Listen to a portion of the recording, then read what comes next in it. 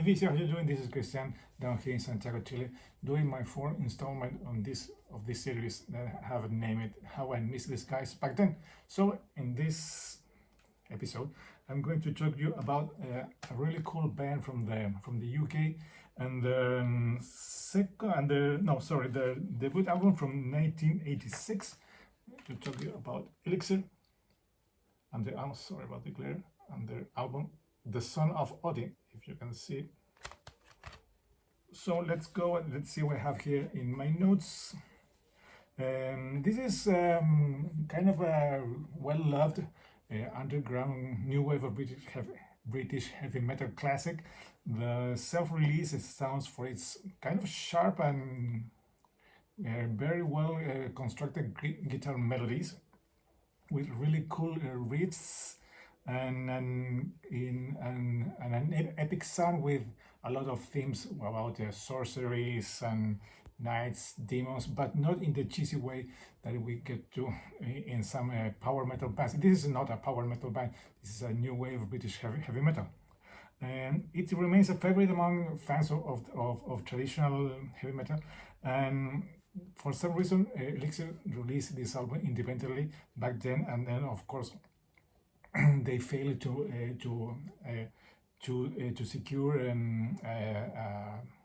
a record deal. So this album was kind of shelved back then, and that's why it was later released many years when, of course, the movement, the new wave of British heavy metal was already over. So that's why it represents that era of music back then, but unfortunately it was released many years later, so they lost the momentum, and that's why it's kind of a lost gem. The sound is heavily influenced, of course, by bands like Iron Maiden, but leans into a more dark and slightly more melodic tone, if you can understand that sentence.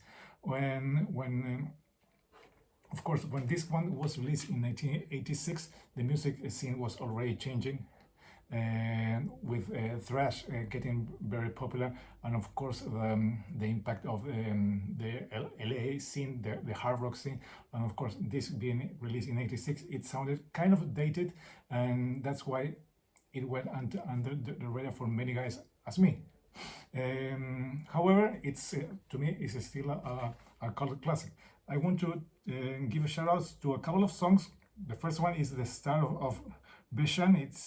That's one of killer songs that's heavy as F. There it goes. Of course, another one is Pandora's Box, Hold High the Flame, and Children of Tomorrow. So that's what we have. Nice songs. This is a release I bought directly from one of the main guys, Phil Denton. They self-released it on a small label, CTR Records. It stands for Cold Town Records. See, so we have 9 tracks, the original album, plus 2 bonus tracks, and 4 live recordings from the BBC Radio 1 rock show seasons. There you go, if you can see it.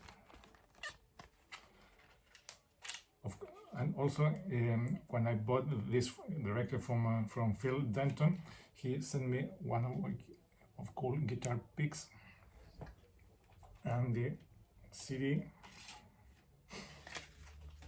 with lots of cool information of the band, what they were going through, the troubles they had.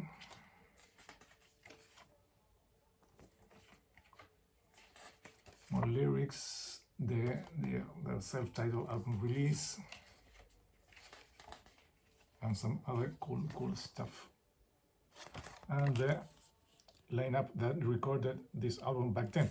So if you want to check a rather unknown, obscure new wave of British heavy metal with that cool mix of Iron Maiden sound, but with a darker tone and a more melodic approach, I think you will like Elixir debut album.